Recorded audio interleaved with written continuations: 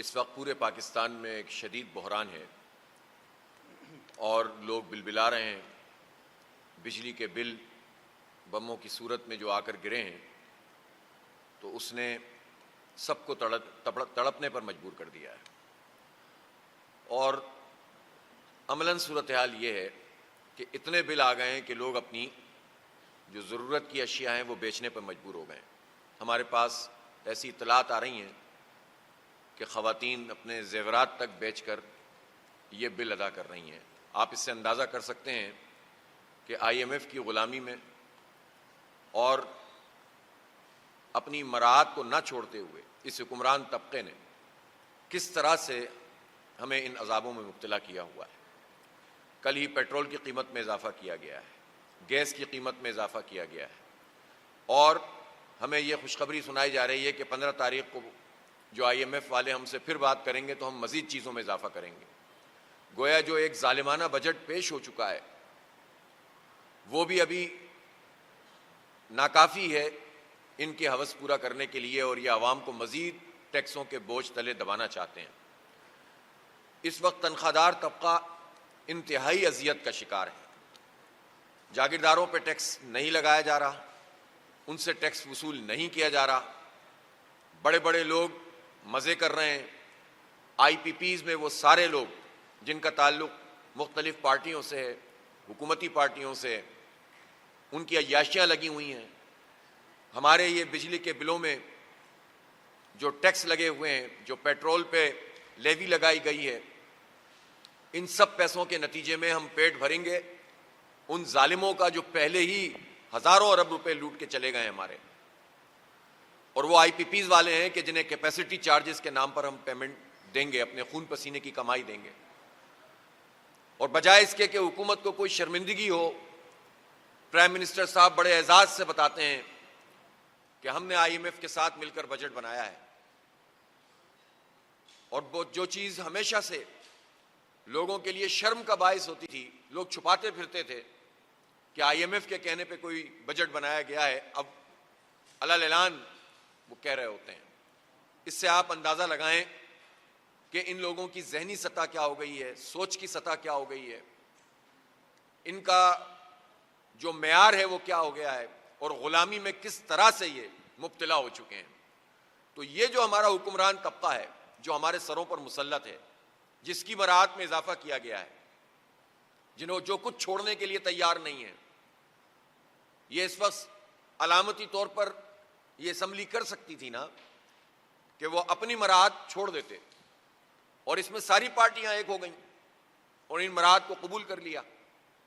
ये जो बड़े बड़े ब्यूरोक्रेट हैं, जिनकी गाड़ियां हैं, जिनको पेट्रोल फ्री मिलता है, जिनको बिजली फ्री मिलती है, जजेस को भी इसमें सामने आना चाहिए था और कहना चाहिए था कि हम भी अपनी मराहत कम करते हैं। जर्नलों को सामने आना चाहिए था।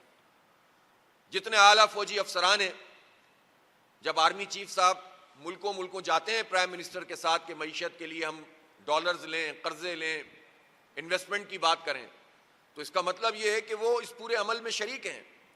जब वो इस अमल में शरीक हैं कि जिसमें हम कर्जे वसूल करते हैं और कौम उसका सूद अदा करती है, तो फिर उन्हें फौज में भी अपने अफसरान की मराहत में कमी करनी चाहिए ताकि कौम को ये मैसेज मिले कि हर तबका हमारे साथ खड़ा हुआ है।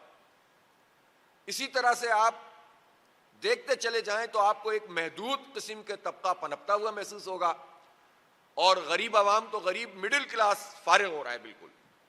आप पूछें वो तनख्वाहदार जिसकी तनख्वाह अगर माहाना 2-3 लाख रुपए भी है तो उसका खर्चा उसके लिहाज से है, उसके बच्चे उसके लिहाज से पढ़ते हैं, उसका बूदोबाश वाला होता है, तो उसके नतीजे में जो टैक्स कटेगा तो वो कैसे पूरा करेगा? जिसकी सैलरी लाख रुपए के उसमें आती है वो कहां से पूरा करेगा?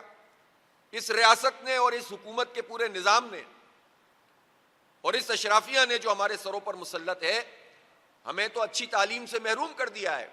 अब तो तालीम खरीदनी पड़ती है। जितनी अच्छी तालीम बच्चों के लिए चाहिए उतने अच्छे पैसे दो। ये एक कमोडिटी बना दिया है इन्होंने।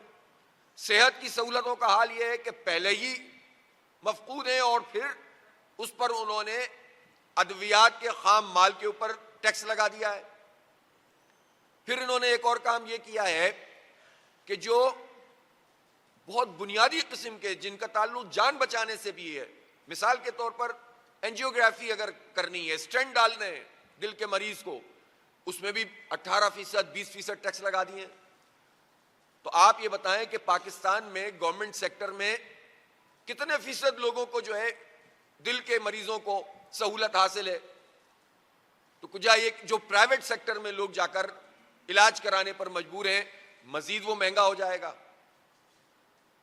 तमाम चीजों को जो है वो आप इस तरह से ले रहे हैं। फिर एक्सपोर्ट के ऊपर टैक्स लगा दिया, जिसके नतीजे में अगर कोई रही सही हमारी कोई अपॉर्चुनिटी होती है कि चलें सनतें काम करेंगी, एक्सपोर्ट होगी, इससे पाकिस्तान को कोई फायदा होगा, तो इस एक्सपोर्ट के ऊपर भी इजाफी टैक्स लगा दिए, लेवी के ऊपर भी मजीद टैक्स लगा दिया, बिजली के ऊपर एक फिक्स टैक्स लगा दिया।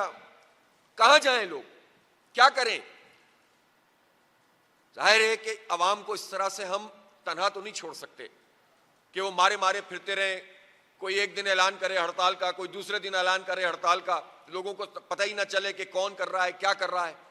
पॉलिटिकल पार्टीज को तो कोई इस वक्त अवाम का ख्याल है नहीं, सब अपने अपने धंधों में लगे हुए हैं। ये सियासी जमातें हैं क्या, इनके अपने अंदर जमहूरियत नहीं है, इनका अपना कंडक्ट जो है वो अजीब व गरीब हुआ है। हम उनकी तरफ नहीं जाते, लेकिन जमात इस्लामी ने इस बात का फैसला किया है कि अब अवाम को इस तरह दर बदर की ठोकरें खाने पर हम नहीं इस तरह से देख सकते तमाशा। और हम समझते हैं कि उनके इस पूरे मसले को जेन्युइन तरीके से लीड करना चाहिए। पहली बात तो यह है कि हम मुल्क गिर हड़ताल पर मुशावरत कर रहे हैं और उसको भी जो है वो अडॉप्ट करेंगे। लेकिन हमने आज अपनी मुशावरत में 2 दिन पूरे पाकिस्तान की लीडरशिप आई हुई थी, और फिर उसके बाद आज हमने अपने जो हमारे सूबे हैं और हमारे शहर हैं, अहम तरीन जो मराकज़ हैं, उन सब की एक मीटिंग अभी थोड़ी देर पहले मुकम्मल हुई है, और उसमें यह फैसला किया है कि हम 12 तारीख को इंशाअल्लाह इस्लामाबाद में एक ज़बरदस्त अज़ीमुश्शान धरना करेंगे। ये एहतजाजी धरना बिजली के बिलों में कमी के लिए होगा, टैक्सों की कमी के लिए होगा, मराहत याफ्ता तबके को अपनी मराहत ख़त्म करनी होंगी, बिजली के पर यूनिट वैल्यू को कम करना होगा और इन टैक्सेस के इसके निज़ाम को ख़त्म करना होगा। और ये जो जालिमाना स्लैब सिस्टम है कि 200 यूनिट पर आपकी 2000 होंगे, 4000 होंगे, 2000 होंगे, और उसके बाद आप 1 यूनिट बढ़ जाए तो 5000 रुपये में इजाफा हो जाए, ये स्लैब सिस्टम के खिलाफ, इसके खिलाफ ये धरना होगा। और हम वहाँ बैठेंगे और फिर हम देखते हैं कि हुकूमत किस तरह से ये जालिमाना इक़दाम कर रही है। इनको पीछे हटने पर इंशाअल्लाह अल्लाह ने चाहा तो हम मजबूर करेंगे। बहुत हो गया है, कहाँ जाएं, मारे मारे फिर रहे हैं तनख्वाहदार लोग। एक तरफ सूरत हाल ये है कि 2 साल में ये फ़र्क वाक़ई हुआ कि गुज़िश्ता से पेवस्ता साल के मुकाबले में गुज़िश्ता साल में 119% जो प्रोफेशनल लोग थे वो मुल्क छोड़कर चले गए, और लोग तलाश कर रहे हैं कि किसी तरह हमें रास्ता मिले और मुल्क से बाहर चले जाएं। ये डॉक्टर्स, ये इंजीनियर्स, ये IT स्पेशलिस्ट, ये प्रोफेशनल लोग, ये चार्टर्ड अकाउंटेंट्स, ये अगर मुल्क में नहीं रहेंगे तो कौन चलाएगा निज़ाम? मेडिकल की फील्ड में इतना बड़ा खला है, पैरामेडिकल स्टाफ है, इसकी पाकिस्तान को ज़रूरत है। हर जगह आप लोग तलाश कर रहे हैं कि दुनिया में जगह तलाश कर रहे हैं और पाकिस्तान से जाएं। उसकी वजह यह है कि पहले महंगाई, बेरोजगारी, बदअमनी और फिर टैक्सों की भरमार। जो प्रोफेशनल आदमी ज़रा किसी अच्छी जगह पर कमाने के काबिल है अपनी पेशावराना सलाहियतों के एतबार से, तो अब आप उस पर मजीद टैक्स आयद कर दें ताकि फिर वो इस काबिल न रहे कि ठीक है इस मुल्क से हम चले जाते हैं।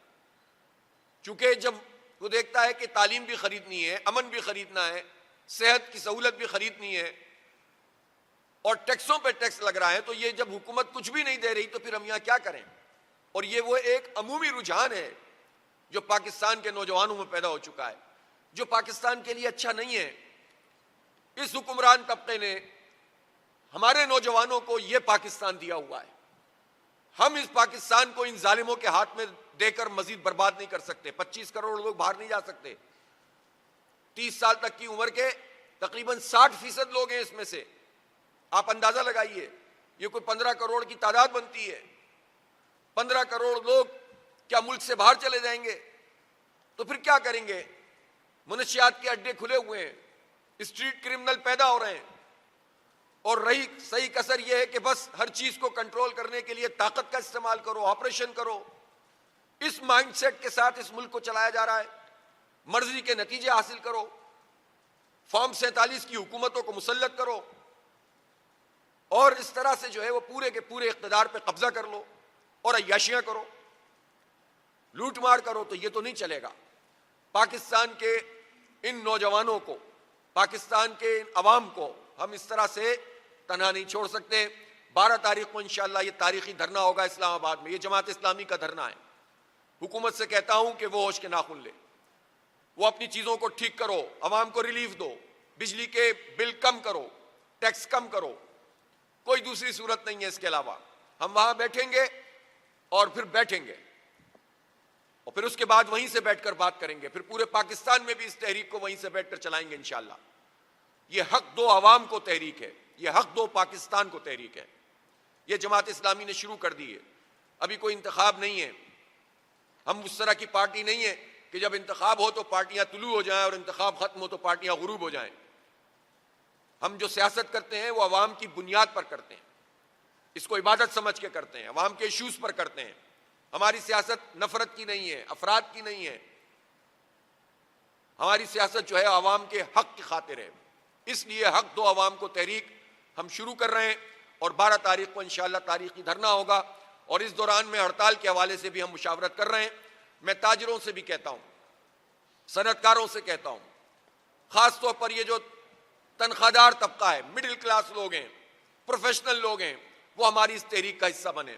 पाकिस्तान में कोई और नहीं है कि जो इन हालात में उनको लीड कर सकता हो। जमात इस्लामी अपना फर्ज अदा कर रही है और ये दायरा जितना वसी होगा, जो मजलूम तबकात हैं, महरूम तबकात हैं, जो इस मराहत याफ्ता और अशराफिया से मुतासरा लोग हैं, ये जितना हमारे इस पूरे निज़ाम में, इस काम में साथ आते चले जाएंगे, मिलते चले जाएंगे, इंशाअल्लाह एक कुव्वत बनती चली जाएगी। इसके अलावा कोई दूसरा रास्ता नहीं है। पाकिस्तान किसी अनारकी का, किसी अफरा तफरी का मुतामिल नहीं हो सकता। इसलिए आज बहुत सारी ऐसी बातें हैं कि ज़ाहिर है कि तफसील से मुख्तलिफ मौज़ूआत पे की जा सकती हैं, लेकिन मैं फोकस होकर ये बात कह रहा हूँ कि हक दो अवाम को तहरीक शुरू हो गई है। 12 तारीख को इस्लामाबाद में तारीखी धरना है और हड़ताल के ऑप्शन पर हम बात कर रहे हैं। मजीद भी तमाम चीज़ें फिर वहीं धरने में बैठ कर तय होंगी। हुकूमत के पास कोई दूसरा ऑप्शन नहीं है सिवाय इसके कि वह अवाम को रिलीफ दे, टैक्सों को कम करे, बिजली के बिलों को कम करे। आप अंदाज़ा तो लगाइए कि लोड शेडिंग की सूरत हाल मुल्क में कितनी खतरनाक है।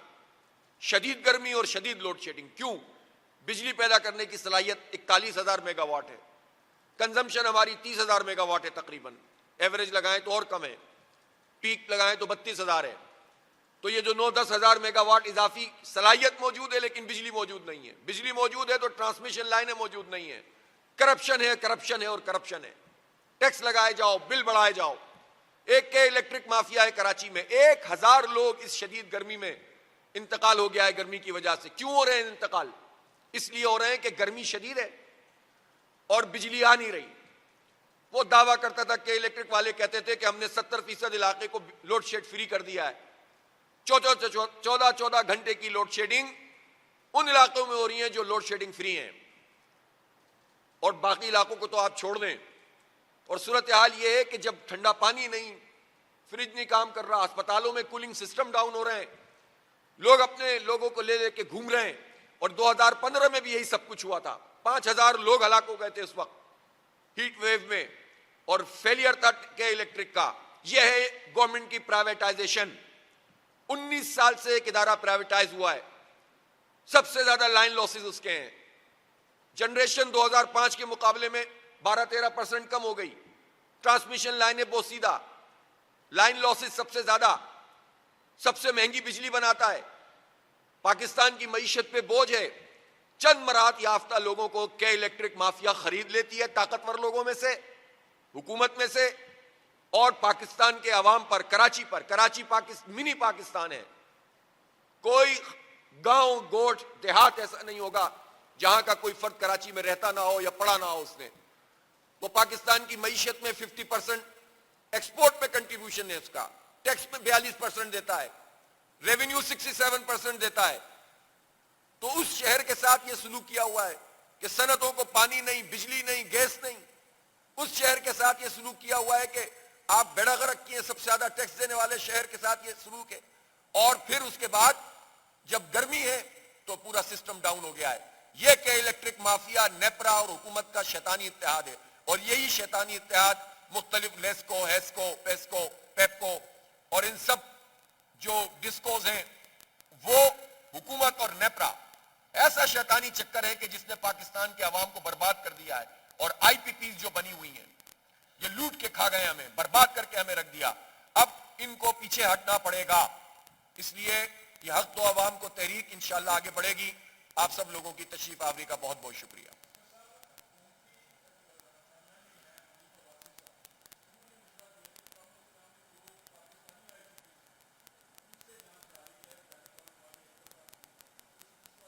ये तो हम रोजाना बात करते हैं ये वाली। अब हनीफ अब्बासी साहब मशवरा क्यों दे रहे हैं? हुकूमत में शामिल है ना, हुकूमत के लोग भी मशवरा देने लगते हैं। ये भी सही है यार, दोनों हाथों में लड्डू रखें आप। बाद लोग ये मशवरा दे रहे हैं कि री इलेक्शन होना चाहिए। भाई क्यों होना चाहिए री इलेक्शन जब फॉर्म 45 मौजूद है? तो ये क्या मतलब है दोनों हाथों में लड्डू रखो? तो ये नहीं चलेगा भाई। ये सियासतें जो है ना आप सबके सामने जो है वो आ चुकी हैं। जी जोर से बोलिए।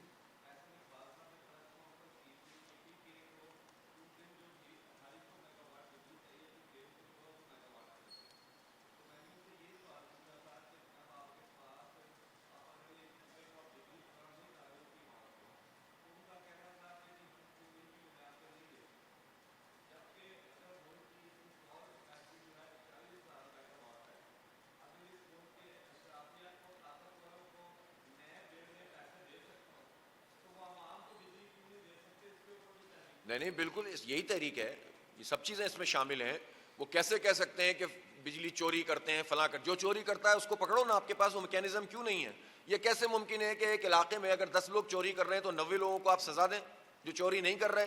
तो चोर को पकड़ो नहीं, बल्कि चोरी बढ़ाने में ये पूरा हुकूमत का निजाम शामिल हो। 40 साल से तो नून लीग की हुकूमत है इस मुल्क में, और उसके बाद जो है वो बातें ऐसी करते हैं जैसे पता नहीं अभी अभी पैदा हुए हैं। जी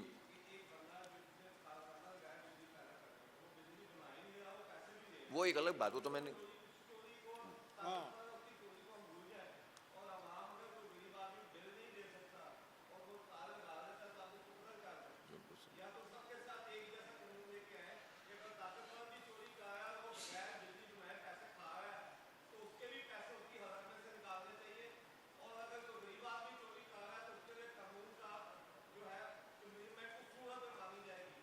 बिल्कुल आपकी बात से इत्तफाक है। और आपके सवाल में वो पूरे जज्बात मौजूद हैं जो पाकिस्तान के 25 करोड़ अवाम के जज्बात हैं कि ये चोरी करें, डाके डालें और उसके पैसे पाकिस्तान के लोग अपने बिलों में अदा करें।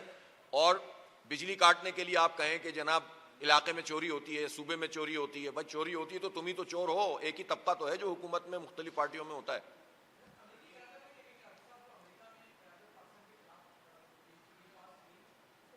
नहीं देखें, हमारे उसूलन बिल्कुल वाज़े मौक़िफ़ है।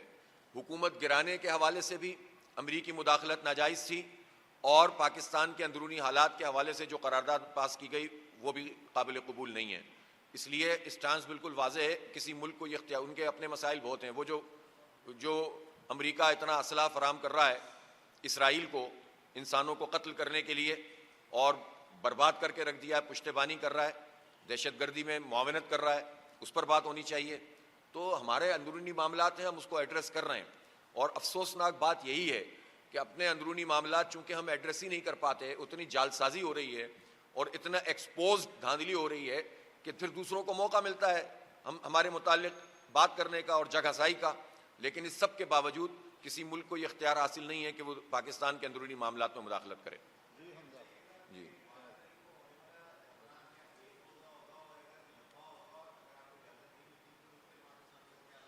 अव्वल तो ये है कि इजाज़त हम लेंगे नहीं उनसे, धरना करेंगे इंशाअल्लाह, और रोकेंगे तो भुगतेंगे, सीधी बात है।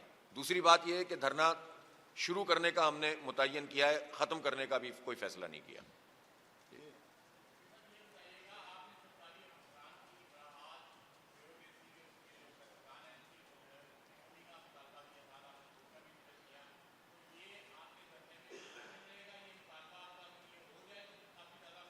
बिल्कुल होगा, बिल्कुल हो। मैंने तो अर्ज़ किया ना कि जितना भी ब्यूरोक्रेसी नहीं, सिविल और फौजी ब्यूरोक्रेसी दोनों बात करें, और जो जो मराहत ले रहा है हमारे खून पसीने की कमाई से, वो मराहत कम होनी चाहिए। कोई आदमी मेहनत करता है उसको उजरत मिलनी चाहिए, लेकिन मराहत क्यों देंगे हम?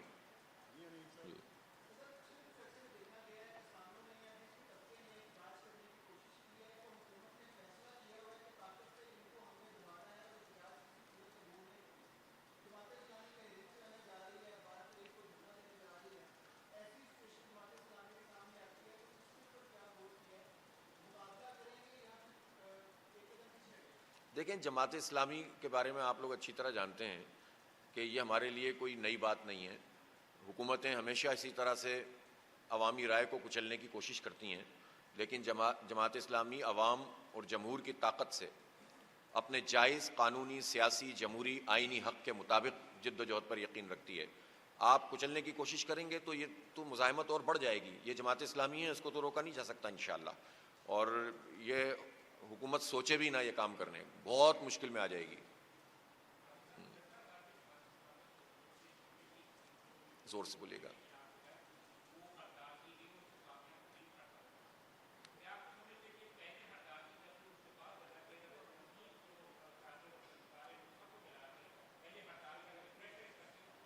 असल में ये तो ज़ाहिर है हो सकती है राय, और ये तजवीज़ आई भी थी कि पहले हम हड़ताल अनाउंस कर दें, लेकिन हो सकता है कि इस दौरान में हड़ताल भी हो जाए। हो सकता है, क्योंकि हम मशवरा कर रहे हैं, हम ये चाहते हैं कि इसमें जो स्टेक होल्डर्स हैं उनका एतमाद हासिल कर लें और एक अच्छी, ताकि एक बिल्कुल ज़बरदस्त किस्म की स्ट्राइक हो। तो अगर वो पहले हो गया तो हम पहले अनाउंस कर देंगे, वरना फिर हम वहाँ धरने पे भी मौजूद होंगे और स्ट्राइक भी जो है वो इंशाल्लाह कॉल कर सकते हैं। बहुत शुक्रिया। शुक्रिया जनाब, थैंक यू।